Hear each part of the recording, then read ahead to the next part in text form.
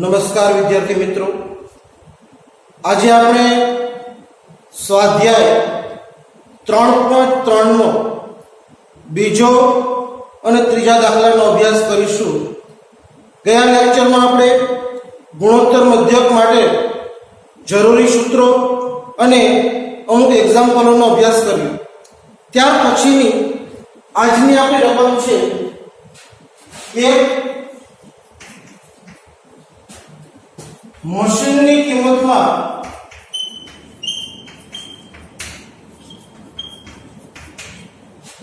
તેના પહેલા 4 વર્ષોમાં ગણાતો ઘસારાનો દર અનુક્રમે 10%, 7%, 5% અને 2% છે. તો ઘસારાના દરની યોગ્ય સરેરાશ શોધો. આપણી રકમ છે એક મશીનમાં એના પહેલા 4 વર્ષમાં જે ઘસારો ગણવામાં આવે છે એ ઘસારાનો દર અનુક્રમે 10%, 7%, 5% અને 2% છે. પ્રથમ વર્ષે 10% ઘસારો ગણાય છે, બીજા વર્ષે 7% ઘસારો ગણાય છે, ત્રીજા વર્ષે 5% ઘસારો ગણાય છે અને ચોથા વર્ષે 2% ઘસારો ગણાય છે. તો ઘસારાના દરની યોગ્ય સરેરાશ શોધો. જ્યારે આપણને સ્પષ્ટ ગુણોત્તર મધ્યક શોધો તેવી સૂચના ન હોય, પરંતુ જો માહિતી ટકાવારીમાં આપેલી હોય, જો માહિતી ટકાવારીમાં આપેલી હોય અને એમ કીધું હોય કે યોગ્ય સરેરાશ શોધો, તો વિદ્યાર્થી મિત્રો યાદ રાખજો, જો ટકાવારીમાં માહિતી હોય અને યોગ્ય સરેરાશ શોધો એવી સૂચના હોય તો યોગ્ય સરેરાશ છે એ ગુણોત્તર મધ્યક કહેવાય. હવે આપણે એ વિચારવાનું કે ઘસારો ગણે, કોઈ પણ વસ્તુમાં ઘસારો ગણાય એટલે વસ્તુની કિંમત ઘટે. અહીંયા ઘસારાની વાત કરી છે તો ઘસારો છે એનાથી મિલકતની કિંમત ઘટતી હોય, યંત્રની કિંમત છે એ ઘટતી હોય. જો ઘટતી હોય તો આપણે ટકાવારી છે એટલે ટકાવારી હંમેશા 100 માંથી નીકળે, તો આપણે એને 100 માંથી બાદ કરવાના. પ્રથમ વર્ષે ધારો કે કોઈ યંત્રની કિંમત 100 હોય અને એમાં આપણે 10% ઘસારો ગણીએ તો 10 બાદ કરીએ એટલે પછીના વર્ષેની કિંમત 90 થાય. એવી રીતે 60% હોય તો 100 ના 60% એટલે 7, તો 7 બાદ કરો એટલે 93 થાય. ત્યાર પછી 5% છે તો 100 ના 5% એટલે 5 બાદ કરો તો 95 થાય. અને 2% છે તો 100 ના 2% એટલે 2 અને 100 માંથી 2 બાદ કરો તો 98 થાય. આપણને 4 વર્ષોના જે પ્રાપ્તાંકો અવલોકનો પ્રાપ્ત થયા એ 90, 93, 95 અને 98 છે. આ 4 અવલોકન માટે જો આપણે ગુણોત્તર મધ્યકનું સૂત્ર મૂકીએ તો આપણું સૂત્ર થાય G બરાબર ચતુર્થ મૂળમાં, એટલે વર્ગમૂળની નિશાની કરવાની અને ઉપર 4 લખવાના, એટલે આને ચતુર્થ મૂળ કહેવાય. 4 અવલોકન છે તો x1 એને ગુણ્યા x2 એને ગુણ્યા x3 અને એને ગુણ્યા x4. 4 અવલોકન હોય તો 4 નો ગુણાકાર અને ચોથું મૂળ. આપણું સૂત્ર હતું કે ગુણોત્તર મધ્યક એટલે શું, તો કે n અવલોકનના ગુણાકારનું n નું મૂળ. આ 4 અવલોકન છે તો 4 ના ગુણાકારનું ચોથું મૂળ એટલે માહિતીનો ગુણોત્તર મધ્યક. સૂત્રમાં કિંમતો મૂકીએ તો ચતુર્થ મૂળમાં 4 અવલોકન આપણને પ્રાપ્ત થયા 90 એને ગુણ્યા 93 એને ગુણ્યા 95 અને એને ગુણ્યા 98. આ ચારે ચારનો જો આપણે ગુણાકાર તો ચતુર્થ મૂળમાં આપણો ગુણાકાર થશે 7,79,24,700 આ ચાર જે પ્રાપ્તાંકો છે ચારનો ગુણાકાર કરો તો ગુણાકાર થાય 7,79,24,700 પછી આનું ચતુર્થ મૂળ કાઢવું હોય તો સીધું ચતુર્થ મૂળ નીકળે તમારે બે વાર વર્ગમૂળ કાઢવાનું એટલે વર્ગમૂળ નિશાની છે એ આમ બે વાર લેવાનું અને એની અંદર આપણે 7,79,24,700 આનું એક વાર વર્ગમૂળ કાઢો આનું વર્ગમૂળ દબાવશો અને જવાબ થશે 8,827.49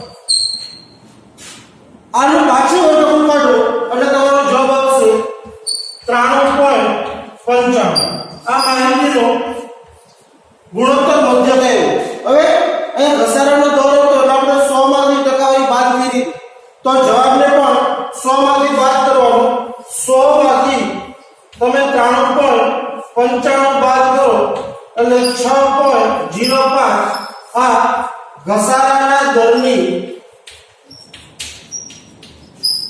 સરેરાશ છે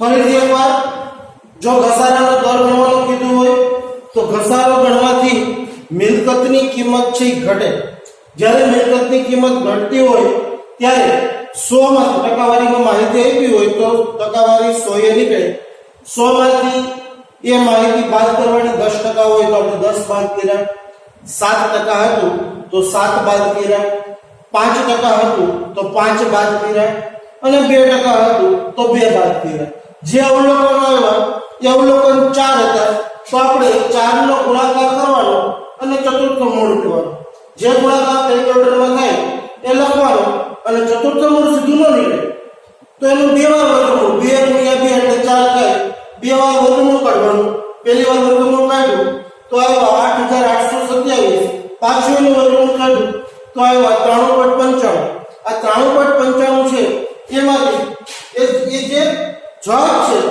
એ 100 માંથી બાદ કર્યો તો આપણને મળ્યું 6.05 અને 100 માંથી p એટલા માટે બાદ કર્યો કે શરૂઆતમાં આપણે અવલોકનો છે એ ટકાવારી 100 માંથી બાદ કરી હતી એના માટે જવાબને પણ 100 માંથી બાદ કરવાનો અને આપણો જવાબ આવ્યો 6.05% જે ઘસારાની યોગ્ય સરેરાશ કહેવાય ત્યાર પછી આપણો છેલ્લો દાખલો છે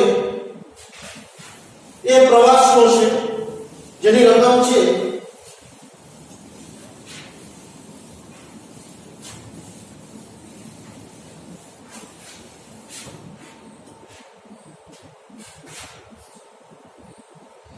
એક ટેક્સીએ સોમવારે 15 કિલોમીટર અને મંગળવારે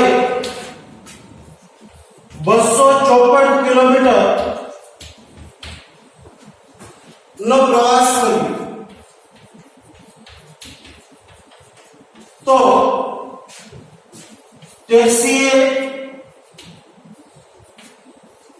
2 દિવસોમાં કરેલા પ્રવાસની ગણતરી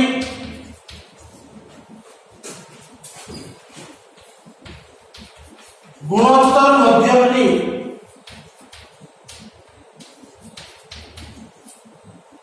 મદદથી કરો એક ટેક્સીએ સોમવારે 15 કિલોમીટર અને મંગળવારે 254 કિલોમીટરનો પ્રવાસ કર્યો તો આ 2 દિવસોમાં ટેક્સીએ જે પ્રવાસ કર્યો છે એ પ્રવાસની ગણતરી આપણે ગુણોત્તર મધ્યકની મદદથી કરવાની છે આ દાખલામાં આપણને સ્પષ્ટ સૂચના આપી છે કે તમારે ગુણોત્તર મધ્યકની મદદ લઈ અને ગણતરી કરવાની છે તો 2 દિવસ છે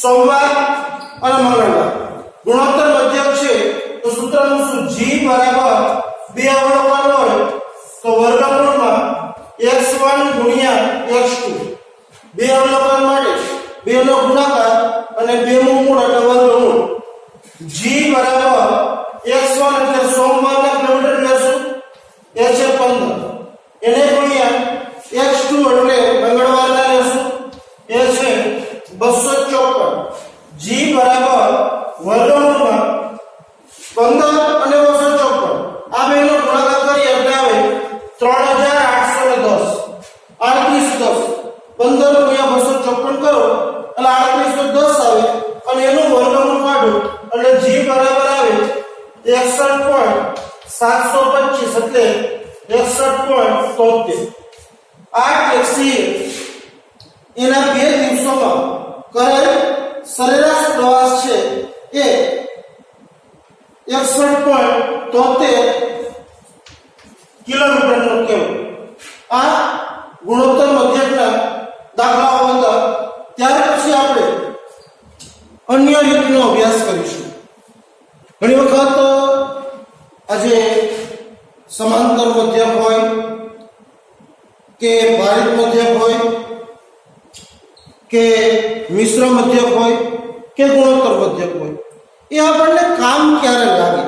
ઇન શોર્ટ સાદી વાત કરું તો જ્યારે અવલોકનો છે એ સરેરાશની આસપાસ ફેલાયેલા હોય, આસપાસ નજીકમાં, અને જો એ સરેરાશ ઉપર અતિ નાના કે અતિ મોટા અવલોકનની ખૂબ મોટી અસર ન હોય તો મધ્યક છે એ સરેરાશનું યોગ્ય માપ કહેવાય.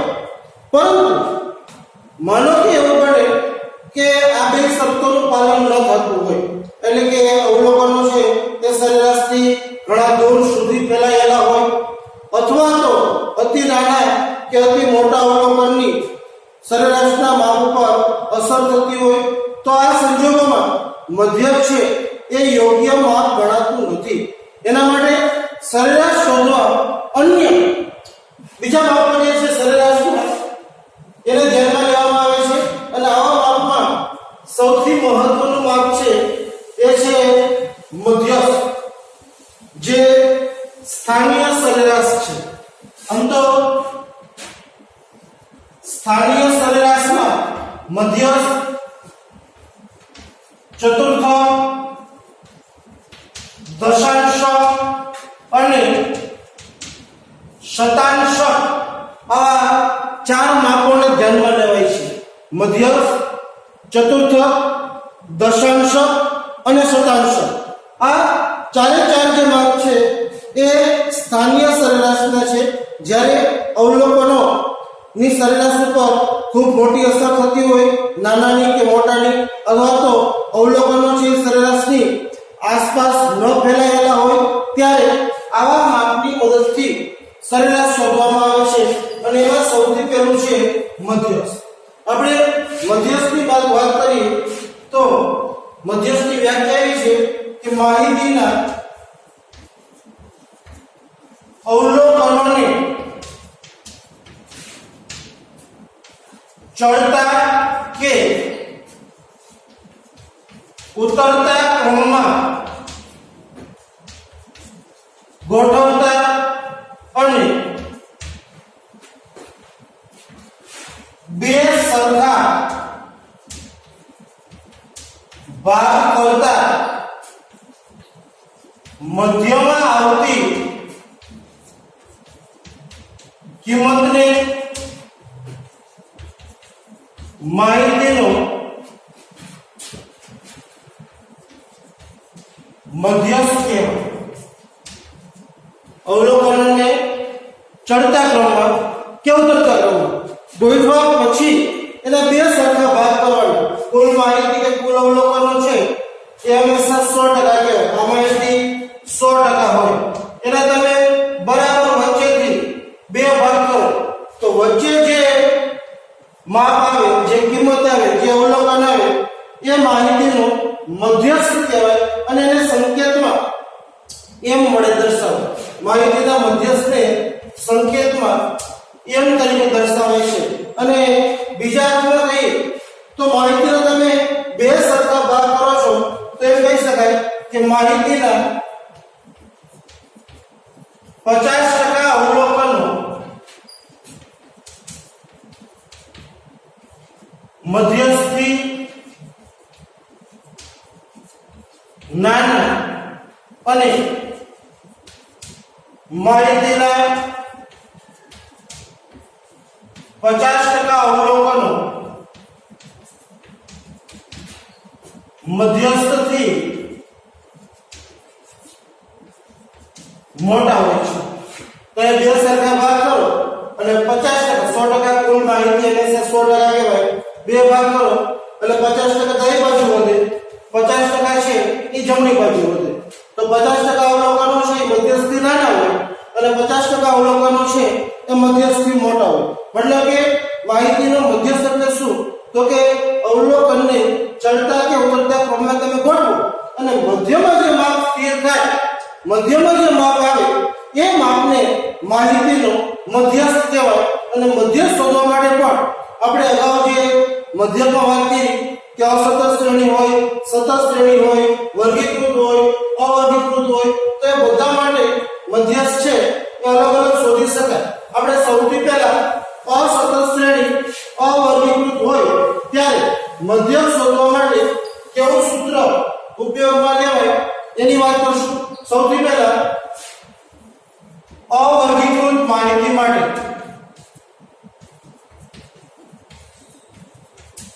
અવર્ગીકૃત માહિતી એટલે જે માહિતીનું હજી સુધી વર્ગીકરણ થયું નથી.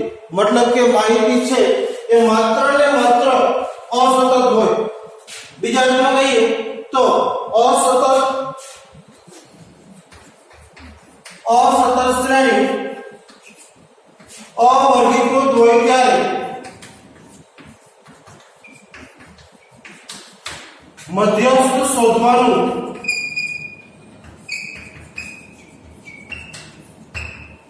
સૂત્ર અને સૂત્ર છે આપણું m બરાબર n+1/2 નું અવલોકન,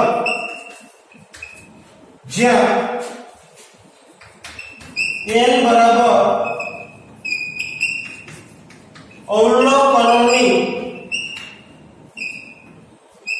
સંખ્યા. ધારો કે અવલોકનોની સંખ્યા છે બે પ્રકારની હોય. કાં તો અવલોકનો છે એકી એક હોય અથવા તો અવલોકનો છે એ બેકી એક હોય. ધારો કે n છે n એકી હોય ત્યારે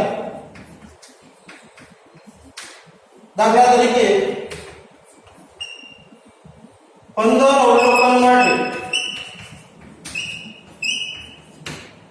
મધ્યસ્થનું સૂત્ર થાય m બરાબર n એટલે 15 પ્લસ 1 ભાગ્યા 2 તો 16 ભાગ્યા 2 બરાબર 8નું અવલોકન.